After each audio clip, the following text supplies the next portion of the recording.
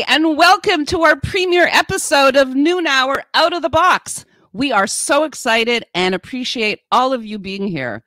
So this is Unscripted Chat, and it's about whatever is on our mind. I do want to thank Jenny DeHame, our producer, for her incredible support. Robert, are you excited?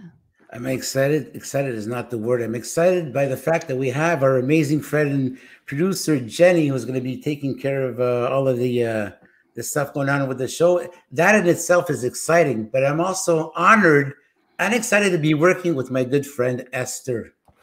I'm so excited to be here with you. This is amazing. And by the way, I Googled what out of the box means. So I'm just going to read that to you so that everyone else can understand as well. Thinking outside of the box, also thinking out of the box or thinking beyond the box is a metaphor that means to think differently, unconventionally, or from a new perspective.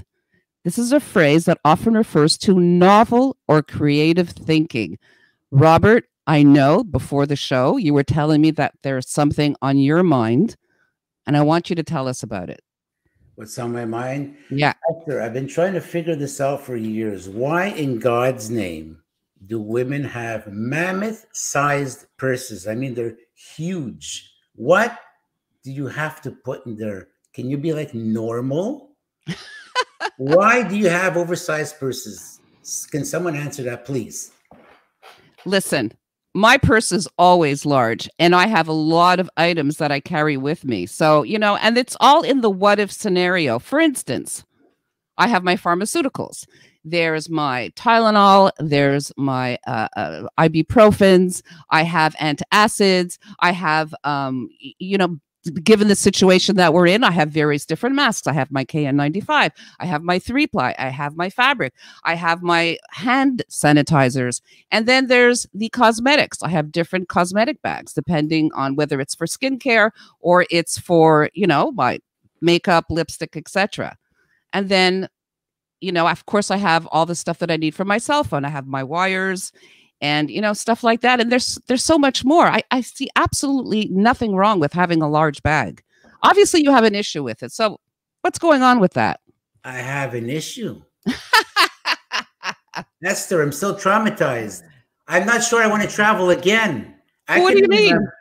I'm the type of guy, if I'm going on a trip, right? I go to bed with my tickets and my passport in my hand. I shave with my tickets and my passport in my hand. I'm all the way driving to the airport in the taxi with these documents in my hand. I'm in line. I'm the first one in line and the first one on the plane. But with the girlfriend I had, no. She has to be in line. Like, tickets are inside the purse. Always the last one there. Everybody's got their documents ready. No, she doesn't have our documents ready. So what happens? We get to the gate. The agent's there waiting for the passport and the tickets. And of course, as luck would have it, she doesn't have them, but she starts looking for them and looking and looking. And by this time, everybody's on the plane. The plane's about to leave. Now, I'm getting a little bit impatient over here, right? So you know what I do? I just take the bag because I'm a little upset now. I flip it upside down and you have like this, a deluge of debris. I call that debris, a useless stuff in there. I've been absolutely, look, I don't even want to get into that.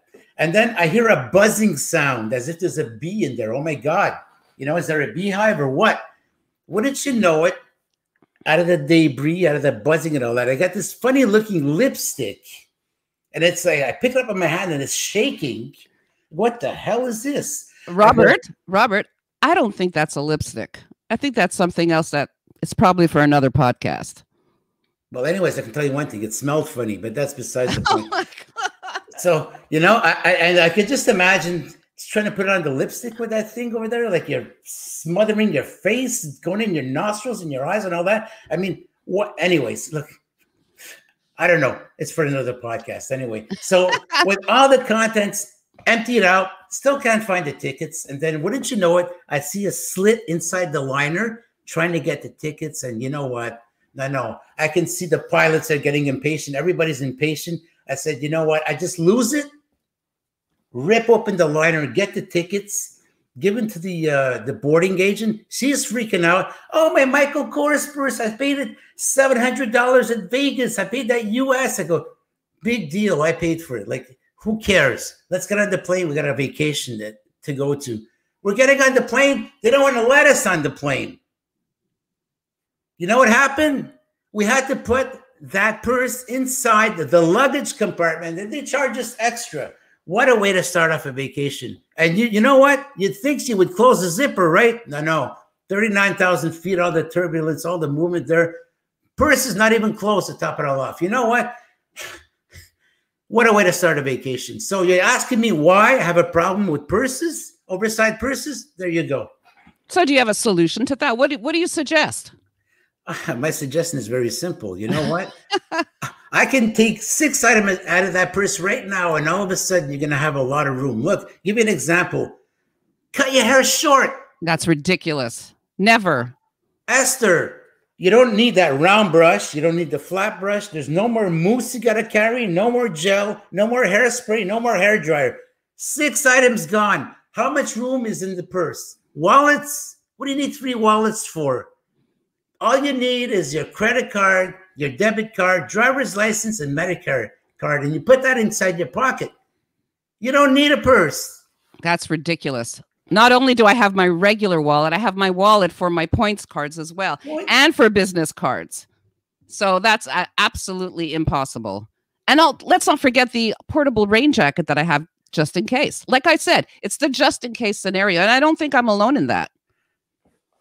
Esther, like seriously, like, you know, I'll tell you what, you want to make a few extra bucks, do it like this. Seriously, we're in business here. Look, come up with a clothing line with all sorts of zippers and compartments and pockets and all that. You eliminate the purse. I'm telling you, it's a pain in the rear having these purses. Actually, I think it's a great idea, making garments with different various pockets and zippers. And if anybody out there has any suggestions, we'd love to hear it, because obviously this is an issue for Robert. I have no problem with it. And I think it's more common than you realize. In fact, this just in from Jenny, the fact checker. So let's just see. Apparently, we are not alone. So this is actually considered by the Guinness World Book of Records the largest bag in existence. It's 4.1 meters high, 3.55 meters long, and 1.2 meters wide. The bag is completely handmade by Italian leather crafters. And it weighs 500 kilos. Do you know what 500 kilos is? It's the size of an Asian elephant. Okay, so obviously, we are not alone in thinking that women need large bags. Look at this. They went to the trouble to make this incredible bag. That purse is the size of a plane, Esther. Obviously, it's an exaggeration, but just to say that the need for a large purse is more common than you realize, and I have absolutely no issue with that at all. You know what? A little idea sparked up from all of this. We have our partner, Vincent Gargano, okay, who is merchandising our stuff on 514brandingco.com. So, by the way, folks, you can go on to the 514brandingco.com and you can get our merchandise there. And you know what? What if in the near future we have an oversized purse available with the noon hour out of the box? You know, that could be an idea. You know what? Because it's our first episode, we're going to launch our lunch special gift. So we want the audience to answer this question. If Robert were stranded in an island, what would he have in his bag? Now, you guys have to answer it during this segment, and the first person to answer it is winning. Robert, what will they win? They're going to win a noon hour out of the box mug. That's amazing. Wow. So does anybody know what Robert would have in his oversized bag if he was stranded in an island? I think by now people should know me well enough. You know? What do you think, Esther? Think out of the box. Think inside your mind. Don't give it away. But are you thinking what I'm thinking? I think you'd have a little miniature airplane to start with, and maybe a little pilot's cap. Like that would be an absolute necessity for you. Am I right? Exactly. But you know, if I'm on a deserted island, it's thanks to the plane that went down. I'm probably not going to be in the mood to be like, you know, an airline pilot, whatever, you know, because let's face it, I'm stranded on an island. Who knows? Maybe for 4 years, you know. So, you know, I don't know. You know, what can I tell you? So obviously, there's a film that's in reference here. Can we use that as a hint? I'm sorry, Esther. The film. There is a film that we're referring to here as a hint for our audience. Well, yeah. You want me to say the name of the film? Is that it? If you want to, it's up to you. Okay. You know what? We can tease them. You know what? I don't think it's a good idea, Esther, to give away the name of the film, but we can tease them, right? Absolutely. Okay. So I'll tell you what. Yeah, 4 years, you know, on an island, and let's see, lots of coconut trees, lots of palms. How's that? So obviously, this is a film that you favor a lot, probably one of your most favorite films of all time. Am I correct? Well, we'll let the audience guess that. Yeah, okay. That's wonderful. You know what, Esther? Yeah. Let's give the audience a chance to ponder on this to see if they could, you know, come up with a clue or whatever. Because they got 3 minutes left. After the 3 minutes, it's going to be too late. So, guys, as an opener, as a launch to our show, what do you think would be in my oversized purse if I would be stranded on an island? You got 3 minutes left. So, Esther, did you want to cover another topic in the meantime? Well, you know, the only thing that kind of irks me sometimes is when I go into certain warehouse stores or hardware stores, I should say, and I have no one there to serve me. Oh. That's an issue that I have. I know that when I was renovating my mother's upstairs, I was going there often, and I didn't know what I was looking for. I didn't really understand. I just know I needed a certain pipe, a certain type of wood, and there was no one there to help me. So I have an issue with that. I don't know why these big box stores in particular, without naming names, don't have people to service you. So that's an issue that I have. And you know what? I know exactly which store you're talking about. Yeah. And again, I won't name it. You know what? I would rather pay that extra few dollars and get the service I deserve. You know what? I agree.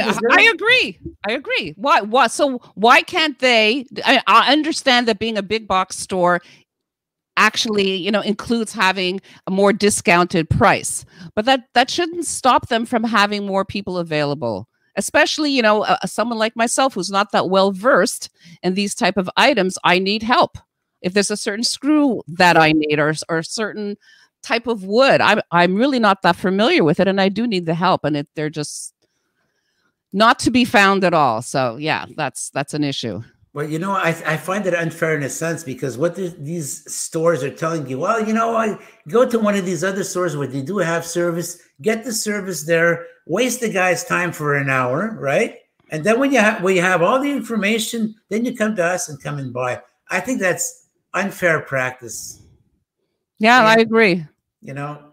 Yeah, absolutely. You know, if I go to the guy, I don't care paying that extra $100 more, but the guy was nice enough to tell me, oh, it's got this. Oh, actually, it doesn't have that. Well, thank you so much because I won't buy that TV, but because you're so good, why don't you find me a TV that does have that, you know, application, something to do with bumblebees and lipstick shows and what have you. You know what I mean? So yeah, definitely they should make themselves more available. So I definitely have a beef with that. So that's kind of what's on my mind, because I know that I'm starting to do a little bit of construction here, and I know that that's, you know, I have that to look forward to. So I'm hoping that will not be the case this time, that people will be more helpful. Yeah, well, hey, you know, I don't know. Let's just be happy, Esther. You know what? Okay. This is our first show. This is our pilot episode. And yes. To each of you who have tuned in, a sincere, huge thanks to all of you. Thanks to Jenny for an amazing job. Like usual, she put together the show for us. The opening of the show, it was Jenny. The whole concept, it's Jenny. Jenny, hats off to you. Such a pleasure to have you in our lives. You're so fantastic. Vincent Gargano, a big thank you to you for associating yourself with us, for the merchandising. So people, once again, let's give Vince a shout out over here, and we're gonna put up here where you can go to get our merchandise. It's 514brandingco.com, folks. 514brandingco.com, and it's the amazing Vincent Gargano who is taking care of the merchandising, our partner in crime. Esther, 15 minutes are up. That's unbelievable. Where did the time go? I had a blast. Oh, geez, I had a good time too, actually. So, guys, hey, listen, we got a few seconds left. Is there anybody who wants to do, a final try? If I was on a deserted island, what would be in the purse? Let's give him another 30 seconds, Esther. And then absolutely. I'm feeling very generous today. So let's do that. You're feeling generous? Generous.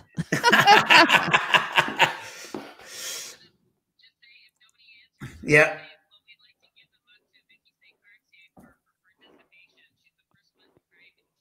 Yes. You know what? You know what, Esther? Yes. Because no one answered, but we're going to do something else. Okay. We have a wonderful person here who came into the chat, and I've seen this wonderful lady. She tunes into Rob's Inner Circle. That's my podcast with Jenny as well. A shout out to Vicky Saint-Cartier. And Vicky, you know what? Because you were the first one to tune in to Noon Hour Out of the Box, I could just hear her anticipating and celebrating. Vicky Saint-Cartier, you are the winner of the Noon Hour Out of the Box mug. Fantastic. Congratulations, Vicky. Amazing. Well, guys, Esther, your closing comments. I had an absolute blast. I love this idea. I'm seriously unscripted, seriously had no clue what you were going to ask me. So a lot of fun. Thank you so much for including me in this crazy, kooky, out of the box idea. I absolutely love it. And I can't wait till next Wednesday. Hey, folks, if you guys have any suggestions for any topics you want us to cover, feel free. Even after the show, you can go on YouTube on Esther's Breeze on that channel, or Bobby Short Shorts as well. Or today it's on my personal Facebook page, Robert D'Alessio. You can leave your comments, give us those likes, get a little bit of encouragement, share, get it out there. So guys, feel free to include whatever you would like for us to talk about. Esther, you get the last word. Thank you so much to everyone who watched for taking the time in their noon break, to whether they were having their lunch, going to have their lunch, or had their lunch. We thank you so much for spending that time with us. Adios, everybody. Ciao, ciao.